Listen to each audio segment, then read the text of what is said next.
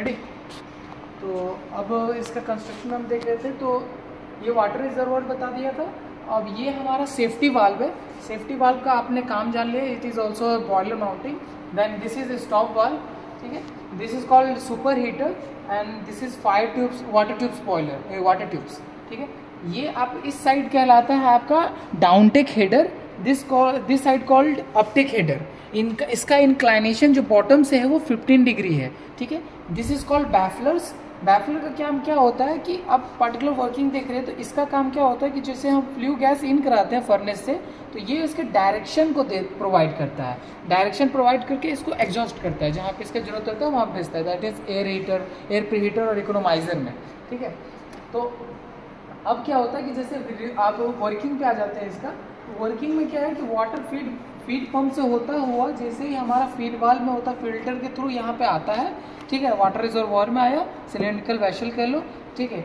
इसमें आने के बाद डाउनटेक हेडर से ग्रेविटी फ्लो के तहत ग्रेविटी फ्लो को यूटिलाइज करके ट्यूब्स में फिल होने स्टार्ट होते हैं। तो जैसे ही ये ट्यूब्स में फिल हो जाते हैं ग्रेविटी से, तो यहाँ तक अगर सपोज दैट कि वाटर आ गया, तो यहाँ से फ्लू गैस जो इन करता है इसके कांटेक्ट में आता है, और कांटेक्ट में आने के बाद बाय कन्वेक्शन मेथड ये अपने हीट को एक्सचेंज करता है। वाटर एंड फ्लू गैस के हीट को एक्सचेंज होगा, जिससे कि क्या होगा कि वाटर का टेम्परेचर सैचुरेशन टेम्परेचर तक अचीव होता है, और वाटर यहाँ से स्टीम कन्वर्जन स्टार्ट होता है। स्टीम कन्वर्जन स्टार्ट होने के बाद ये अपटेक हेडर से होता हुआ दोबारा सिलेंड्रिकल वेसल में जाता है।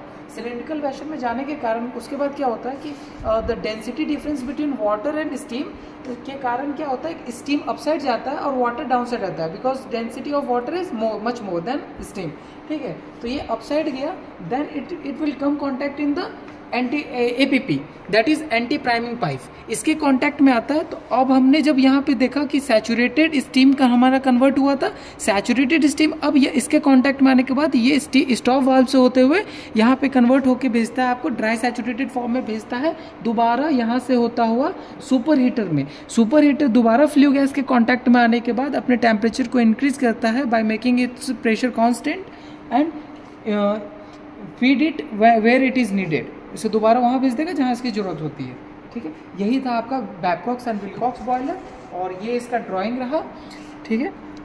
This is totally a model study, so that's all and we going ahead for our fire tube. This is our fire tube Cochran boiler, ठीक है। फायर ट्यूब में क्या है कि आपका फायर ट्यूब में आप जानते हैं कि यूटिलाइज़ किया जाता है लो प्रेशर के लिए, ठीक है। लो प्रेशर जनरेशन के लिए हम यूटिलाइज़ करते हैं। ये स्पेस कम लेता है, ये वर्टिकली सेफ है क्योंकि ये स्पेस कम ले, जहाँ पे हमारा इंडस्ट्री में फ्लोर एरिया कम होता है वहाँ पे हम इसको यूटिलाइज़ करते हैं। इसका ये वर्टिकल टाइप बॉयलर जरूर है, लेकिन इसके जो फ्लू टाइप फायर ट्यूब्स होते हैं वो हॉरिजेंटली प्लेस्ड होते हैं, ठीक है। ये इसका फर्नेस इसी के इनसाइड में है, तो इसे हम लोग इंटरनली फायर टाइप कहते हैं, ठीक है। और फ्यूजिबल प्लग जो हमारा उस आपका वाटर ट्यूब में नहीं था, तो फ्यूजिबल प्लग इसमें देखने को आपको मिल सकता है। ब्लो ऑफ कॉक उसमें नहीं था, इसमें आपको देखने को मिलेगा, ठीक है।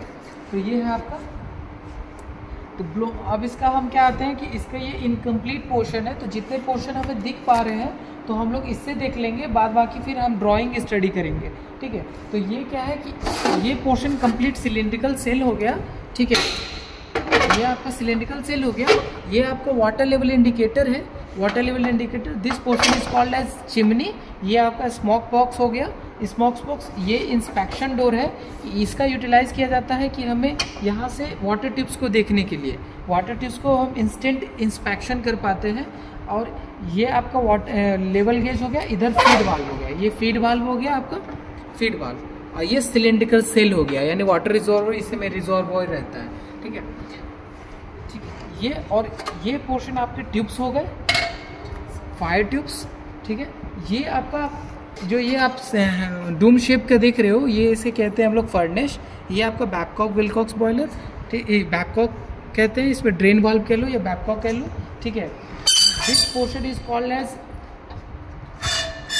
ड्रेन वाल्व, ठीक है। ये पोर्शन कहलाता है आपका फायर होल, ठीक है। और ये एस्पिट एरिया जहाँ पे एसेस कलेक्ट होते हैं बर्निंग, इसके अंदर एक ग्रेट पोर्शन होता है जहाँ पे कोल रखा जाता है, दिस इज कॉल्ड ग्रेट, ठीक है। ये इसी के ऊपर हम फ्यूल को रखते हैं और बर्न करते हैं। बर्न करने के बाद ये डाउन साइड में जाता है, एस कलेक्ट होते हैं नीचे साइड में। ठीक है, अब आ जाइए हम पार्टिकुलर इसके ड्राइंग पे स्टडी करते हैं। ड्राइंग में आप जो एस्पिट एरिया देख लिया आपने, ग्रेट जो ये जालीनुमा शेप मैंने कहा कास्ट आयरन की बनी रहती है वो आपने देख लिया। इसके ऊपर कोल रखा हुआ, ये डूम शेप आपका फर्नेस जोन है। ये आपका कंबशन चैम्बर है, कंबशन चैम्बर जाता है आपका फायर होल में, ये फायर ट्यूब्स में, यहाँ से होता हुआ आपका स्मोक बॉक्स में, एक स्मोक बॉक्स में फिर चिमनी में, चिमनी से होता है एटमॉस्फेयर में, फ्लू गैस का ये आपका सर्कुलेशन है। ठीक है, देन इसमें क्या पोर्शन, वाटर लेवल इंडिकेटर, ये पोर्शन वाटर लेवल इंडिकेटर, ये मैन होल है। वाटर लेवल इंस्टेंट सिलेंडर का वाटर लेवल इंडिकेट करता है। ठीक है, मैनहोल का क्या यूज है कि जैसे कि ड्रेन वाल्व, यहाँ जो बैबकॉक ब्लो ऑफ कॉक है, ब्लो ऑफ कॉक क्या करता है कि यहाँ पे आपको ड्रेन कर लिया, अपना वाटर को ड्रेन कर लिया, देन यहाँ से मैनहोल से बंदा जाता है और इस पूरे एरिया को क्लीन करता है। तो फ्रिक्वेंटली हम ये क्लीन करने की जरूरत पड़ती है।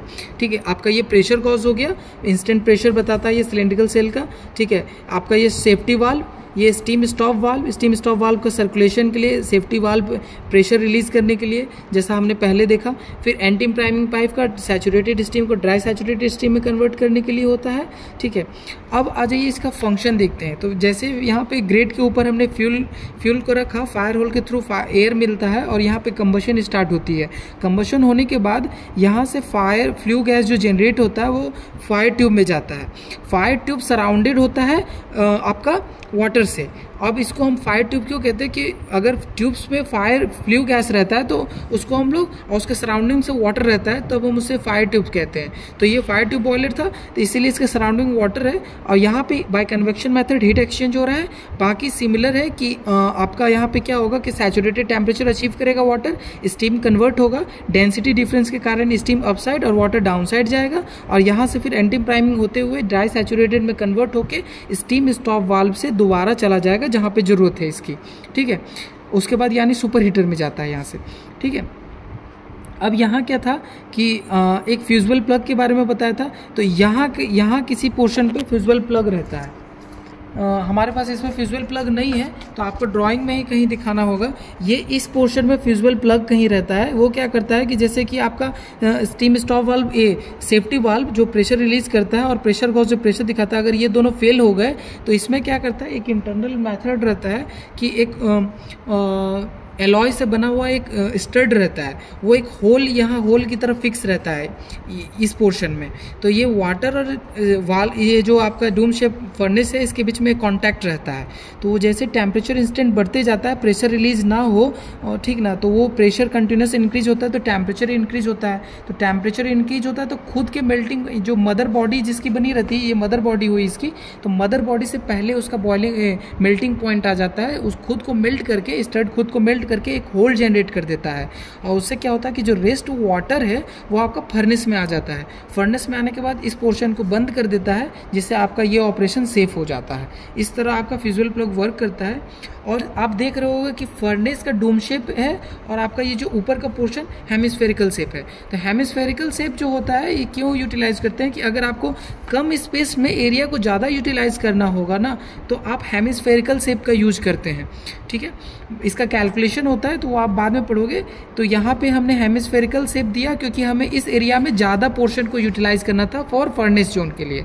ठीक है, और दूसरा क्या है कि सपोज दैट कि आप स्क्वायर शेप में दोगे यहाँ पे तो क्या होगा, कॉर्नर जनरेट होगा।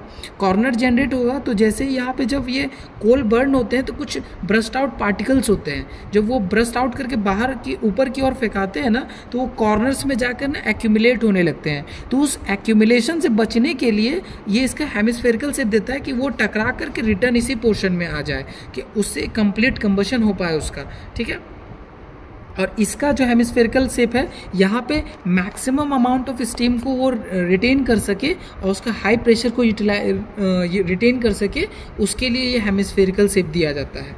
तो यही था आपका कोकरेन बॉयलर। ये हमारा कोकरेन बॉयलर का स्टडी था। इस तरह आपने दो बॉयलर देख लिए, एक बैबकॉक्स एंड विल्कॉक्स बॉयलर जो वाटर ट्यूब टाइप के एग्जांपल है, दूसरा आपने देखा कोकरेन बॉयलर जो फायर ट्यूब के एग्जांपल है। तो यही हमारे बॉयलर्स में स्टडी करना था। चलिए इसी तरह से ख़त्म करते हैं। धन्यवाद, थैंक यू।